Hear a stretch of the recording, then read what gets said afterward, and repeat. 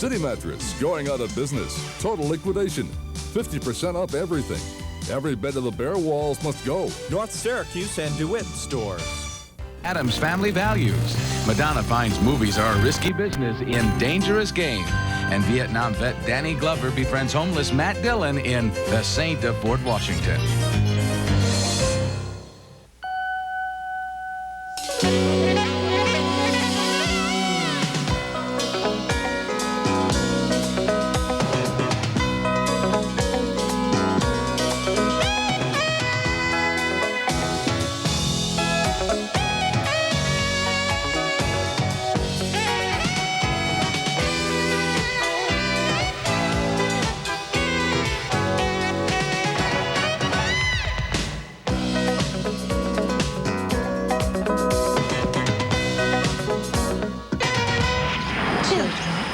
This is Miss Jelinski, our new nanny. What do we say? Be afraid. Be very afraid. Things couldn't be more painful, which means they couldn't be more delightful in Addams Family Values, one of 4 new movies we're going to be discussing this week on Siskel and Ebert. Also coming up, our new movie starring Harvey Keitel, Madonna, Danny Glover, and Matt Dillon. And we'll also take another look at the amazing success of the Mexican film Like Water for Chocolate, which came out of nowhere to become one of the top imported hits of all time. I'm Roger Ebert of the Chicago Sun-Times. And I'm Gene Siskel of the Chicago Tribune. Our first film is Addams Family Values, and unlike the original film, they did open up the story a bit this time, getting the Addams kids to go to summer camp, and that's a lot of fun. But still, the bulk of the movie takes place inside the dark Addams house, as the same kind of jokes are told over and over again. All of the key players are back, and they welcome, at least most of them do, a new Addams baby. He has my father's eyes. Gomez, take those out of his mouth. A baby in the house. It's about time. Hey, kiddo. Did you see that? The other main storyline, a gold-digging nanny played by Joan Cusack out to marry and then kill Uncle Fester and inherit his fabulous fortune. We went through all the books, all the usual baby names. Lucifer. Benito. Mao. And then we came to our senses. Something simple. Something a child could live with. Pubert. Pubert. I like it. It's filthy. So far, so, until the Addams kids go camping. They're an oasis of darkness amid golden camp life. Why are you dressed like that? Like what? Like you're going to a funeral. Why are you dressed like somebody died? Wait. That's cute, but then it's back to Uncle Fester, Christopher Lloyd, and the killer nanny. I'm a virgin. You are? Yes. What's that? It's someone who's never experienced physical love. Oh, you mean with another person?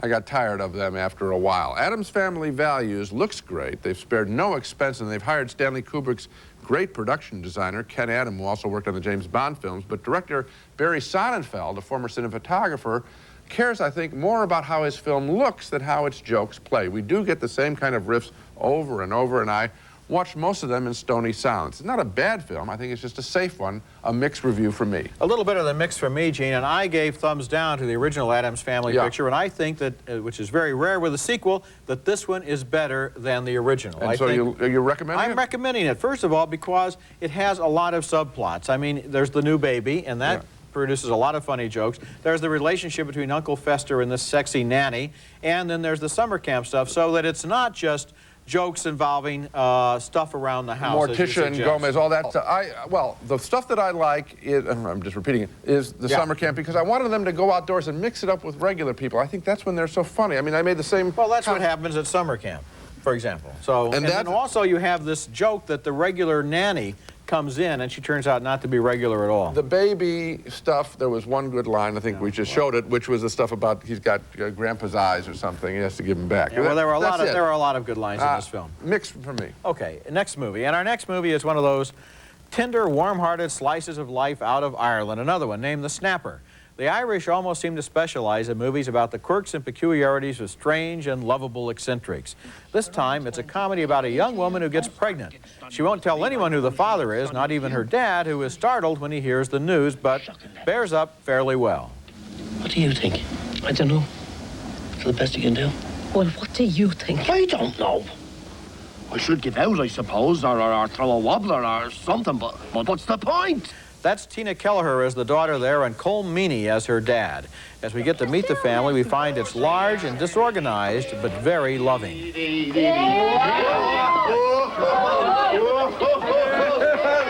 your leg over that one. Oh, sorry, Sheridan. It's a rally. Of course, only the best.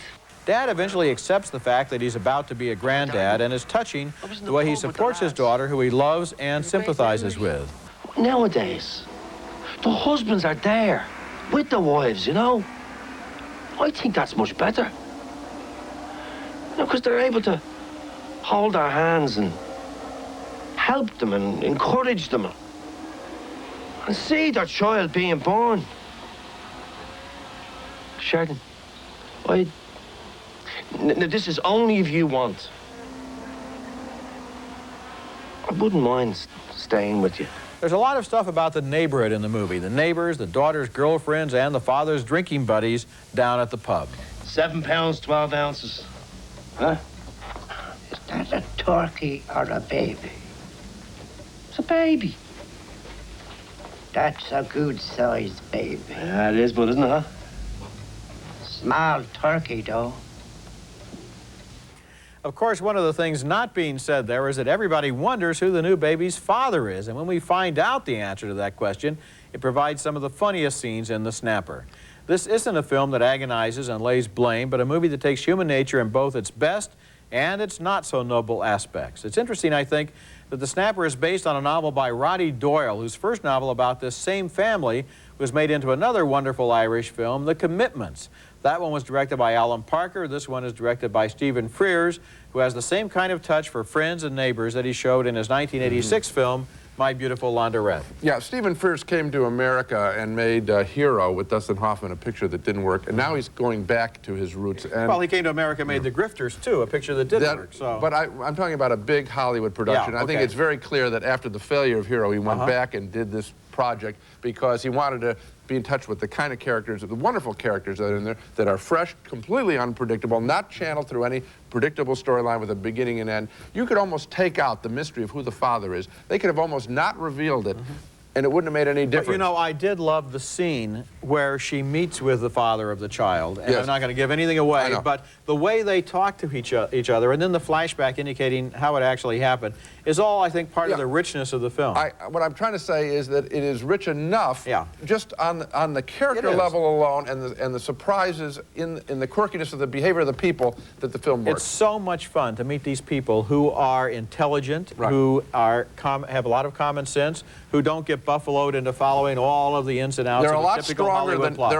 They're written with more strength than Hollywood movie characters are. They are. They're stronger people. You're right. Coming up next, Madonna's latest film. She plays an actress much like herself, put through her paces in a raunchy film by a director played by Harvey Keitel.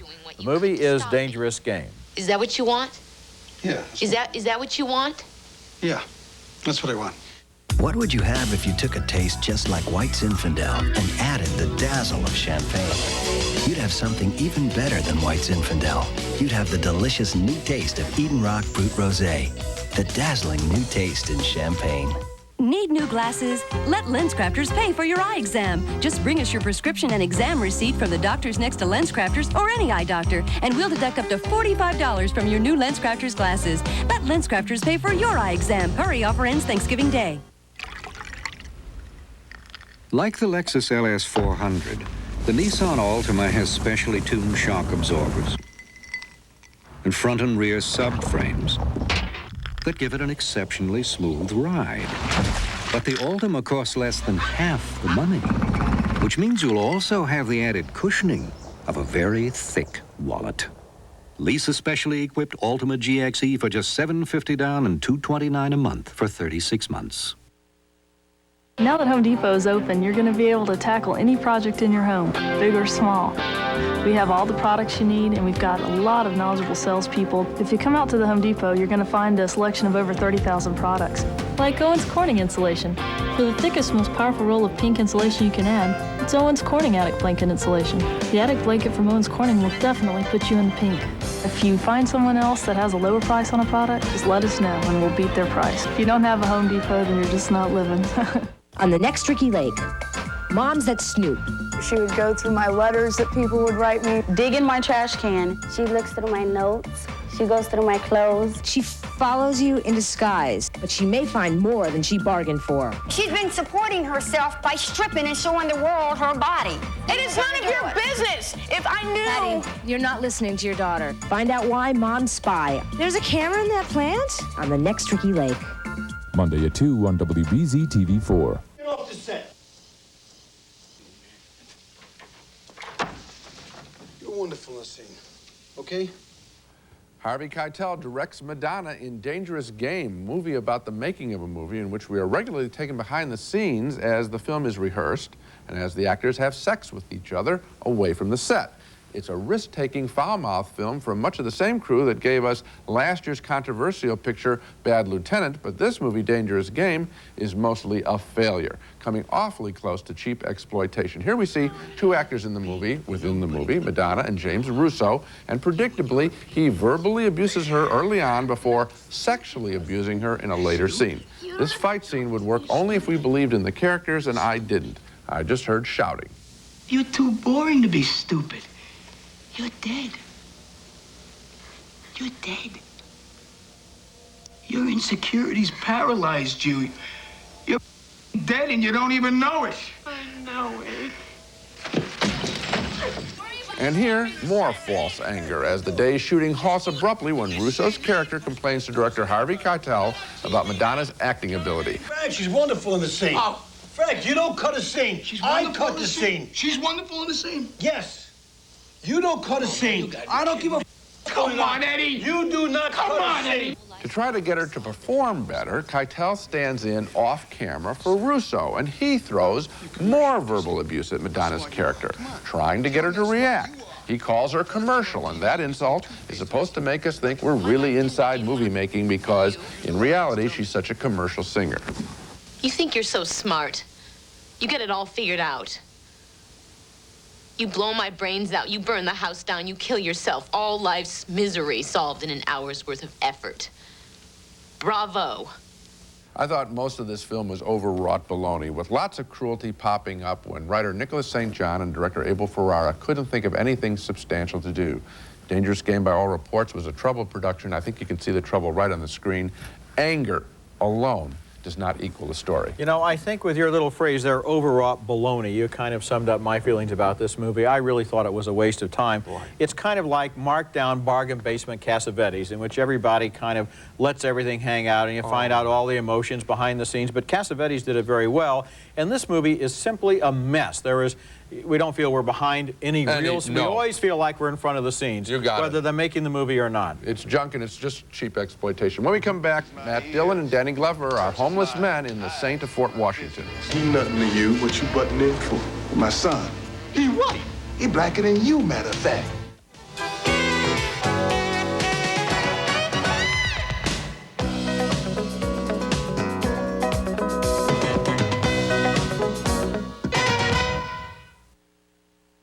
Hi, I'm Dave Middett. If you wear a lot of hats like I do, then you should shop Julio's Liquors in Westboro. The chef in me goes crazy in the Cook's Corner section. The fine wine department here at Julio's was recently voted #1 in Metro West, but of course, for their quality selection. And let's talk about this beer selection, sports fans. No matter how many hats you wear for gift giving or entertaining, Julio's has it all, Route 9, Westboro. And don't miss Julio's complete home brewing department. Visit Julio's Liquors, Route 9 in Westboro. There's an exciting, rewarding career opportunity awaiting you at East Coast Aerotech, conveniently located on our 27-acre campus at Hanscom Field. Now is the time to enroll and become an aviation mechanic. You'll have the skills now in demand by the aviation industry. East Coast Aerotech is New England's largest accredited aviation school. You'll receive hands-on power plant and airframe training with top flight professional instructors. East Coast Aerotech, offering lifetime job placement assistance, major airlines, manufacturing, municipal airports. Call now, 1-800-292-3228. I think Home Depot, the people, employees that we have, they take their time to show you what you're looking for. We not only are out there selling these products, but we know about them. Like Kwikset. This Kwikset combination, entry lock set and deadlock, features a 1-inch deadbolt. For safety and security in your home, you really can't beat Kwikset. I think everyone at Home Depot relies on each other. We don't just tell you an answer and hope it sounds good. We go find the person, we find the answer, but we find the right answer. I hear voices, you know? There's nothing wrong with hearing voices. Yeah? What about Joan? She hears voices. Joan? Hey, St. Joan. They don't call us schizophrenic, they call us Saint. Matt Dillon plays a homeless schizophrenic, and Danny Glover is his best friend and only advisor in the battle to survive in the streets. And that's a scene from The Saint of Fort Washington, a new film that shows the daily reality of homeless men in New York City and also explains why and how some of them are homeless and why they prefer to live on the streets rather than submit to the rules of public shelters. Moses come down that mountain. Doctors asked him what he hear. He said, "Thou shalt not kill. Thou shalt not commit adultery." They say, "Oh yeah, Moses, you hear that? Voices say that?" Hey, they shoot him full of Thorazine, lock him up, throw away the key. Hey, if it wasn't for voices, we'd still be pagans. Matthew, still be sacrificing lamb and sheep, even human beings. We'd be a race of sacrifices. And maybe you ain't schizophrenic. Maybe you just a saint.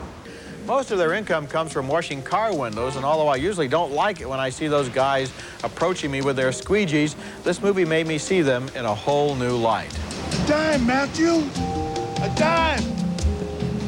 Well, that's no better than slave labor. I thought we fought the Civil War to escape these wages. Thank you kindly, ma'am. Dillon is mentally ill, but he's also a good person, and the Glover character realizes that and begins to take a fatherly interest in this kid who nobody else really seems to care about. I can't do it. What do you mean you can't do it? That money ain't gonna jump up and bite you, boy. It made of inanimate matter. Something gets in the way. What gets in the way? Thoughts, voices, I don't know. Control me. Something always in the way, Matthew. No such thing as clear sailing. You just don't know how to navigate, that's all. The Saint of Fort Washington was directed by Tim Hunter, who made that wonderful movie, The River's Edge. It's best when it shows us the daily routines of these homeless men. I like those scenes more than some other material that shows life inside the city's homeless shelters, where a sadistic bully who is complete cliche shakes down the other overnight guests. That story was predictable, but the details and insights into survival on the streets were not predictable, and Dillon and Glover do a good job of making them more understandable. When you realize how easy it is to slip through the cracks and end up without a job or a home, you realize also that there, but for the grace of God, go we. I liked it just in the way that you liked it. There's that element of predictability with the thug. Crew, the thug, and then there's another couple that's brought in, and some of the workers are, you know, there are a lot of people in the system who are trying to do a good job too, and I thought that I wish that the director, I like the picture, but I wish that the director had enough confidence just with observing these characters as they walk through, and just as they slept, and he learns how to tie his shoes together under his bed so that they're not stolen during the night. That kind of stuff, I think, is the most interesting element of the film. There are a lot of real good books, like Down and Out in Paris and London, and this new book, Travels with Elizabeth, that talk about people who are on the road and homeless, and this movie has some of the same insights, and I agree with you. If it had been more documentary and less predictable good guy, bad guy showdown, it would have been better, but it's still an interesting film. It's still worth seeing. Okay, coming up next, we'll try to account for the amazing and continuing success of one of the most popular foreign movies ever made. Why is Like Water for Chocolate still playing to big crowds after 39 weeks? Hey, Frank, what are you doing? Playing Jenga. Yeah, how do you play? You take a piece from the bottom and you put it on the top. Hello, Jenga. Jenga? Hello? What are you doing? That's the way I picked my piece. Frank, I'm a little worried. I'm worried about all of you. Jenga. Jenga. Let me try this. This Jenga stuff is simple if you know what you're doing. Great going, Ted. Okay, hey, the night is young. Yeah. Jenga, anyone? Jenga. Once you touch it, you can't keep your hands off it. I tried to stop. I just kept going back. I can't control myself. What's harder to resist than Orville Redenbacher's buttered popcorn? New Redenbutters. more buttery taste than you can imagine, drizzling over every square inch of Orville's butterfly kernels. I love it. In 3 irresistible flavors: movie theater butter, urban garlic butter, and zesty butter. New Bread and Butters. That's cool. If you were to list amazing box office success stories of 1993, of course, the big news is that Jurassic Park replaced E.T. as the top-grossing film of all time. However, another quite amazing milestone is that a little film from Mexico called Like Water for Chocolate, which mixes sex with food in a gentle romantic tragicomedy, that film became one of the best-selling foreign films of all time, grossing over $19 million in 39 weeks, and it's still playing in 23 cities nationwide. Why? Well, I went back to see it for a second time this week, and I found a mostly female audience laughing with it and drinking in its unabashedly romantic story of a young woman in 1910 Mexico forced by her overpossessive mother to remain single and not marry the man she loves, and instead take care of mom. Nunca, por generaciones, nadie en mi familia ha protestado ante esta costumbre. Y no va a ser una de mis hijas quien lo haga. In an effort to channel her erotic feelings, the woman throws herself into her cooking, creating recipes that wind up generating sexual heat. Tal parecía que en un extraño fenómeno de alquimia, no solo la sangre de Tita, sino todo su ser, se había disuelto en la salsa de las rosas, en el cuerpo de las codornices y en cada uno de los olores de la comida.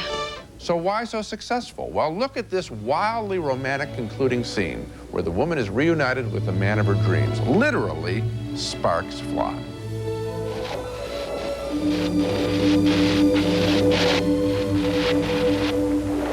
That's a great scene. Director Alfonso Arau, working from his wife Laura Esquivel's novel, really shoots the moon visually with this film. There are lush nudity scenes mixed with humor, and yet each of the characters remains an adult.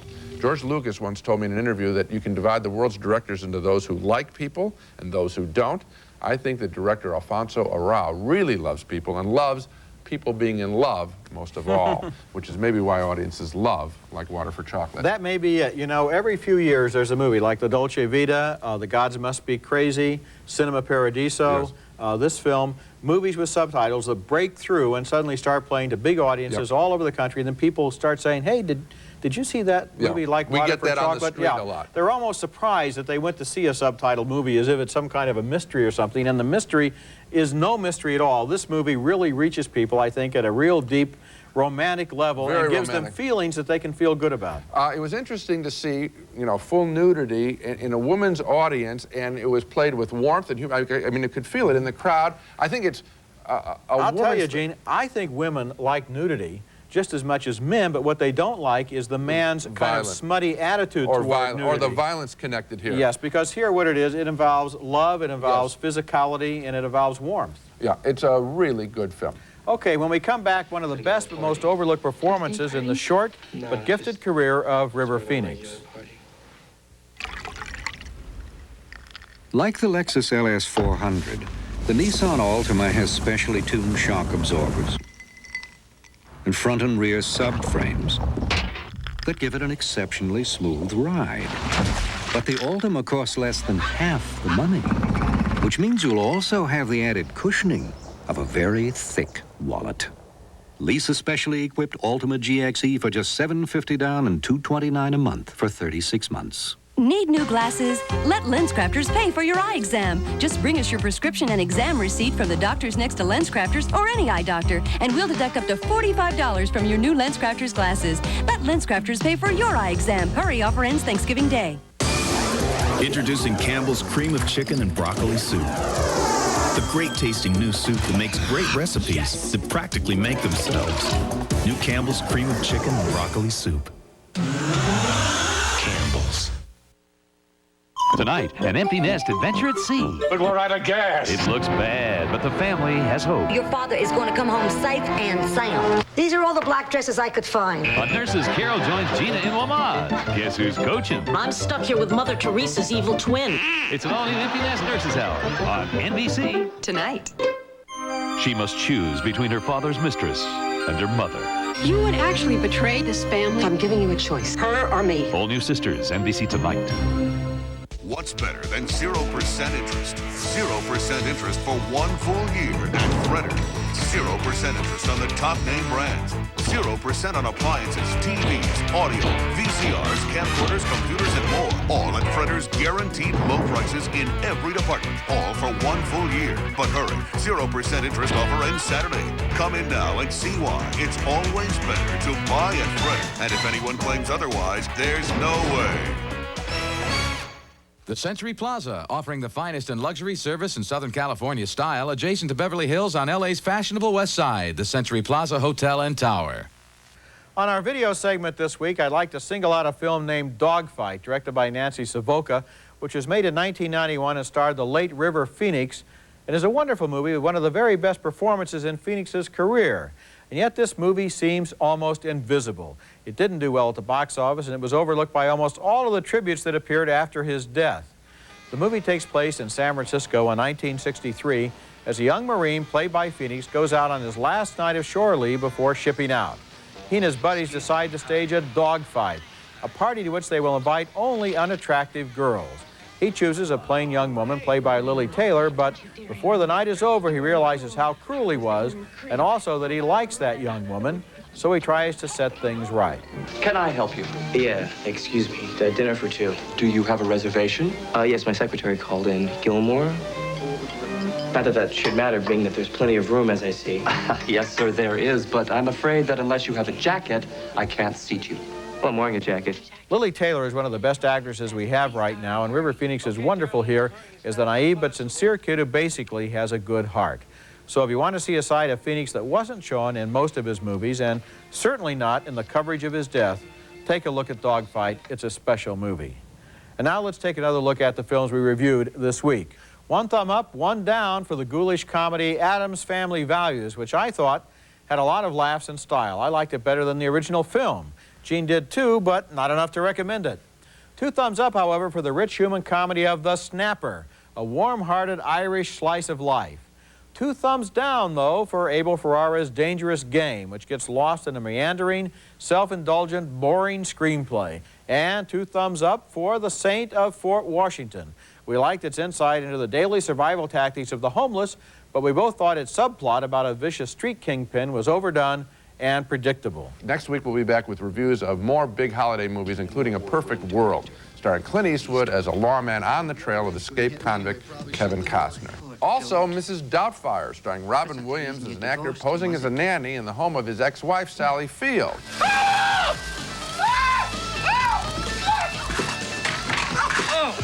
First, here's a woman. I'm getting hot flashes. And A Dangerous Woman with Deborah Winger as a tormented, misunderstood soul who finds love with Gabriel Byrne. That's next week, and until then, the balcony is closed. Fashion Bug. For the latest in junior, Mrs., plus, even girls and men's fashions, 1,200 stores coast to coast, Fashion Bug fits your life. Ladies, for close, smooth shaves in or out of the shower, the Lady Remington Wet Dry. Rechargeable or battery-operated Lady Remington Wet Dry. Vicks Vapor Inhaler for fast, effective relief of nasal congestion. Easy to carry and easy to use anytime, anywhere. Take a breather with the Vicks Vapor Inhaler. St. Ives Swiss Formula Collagen Elastin Lotion. Made to work in the harsh Swiss Alps. St. Ives Swiss Formula relieves dry skin instantly, naturally.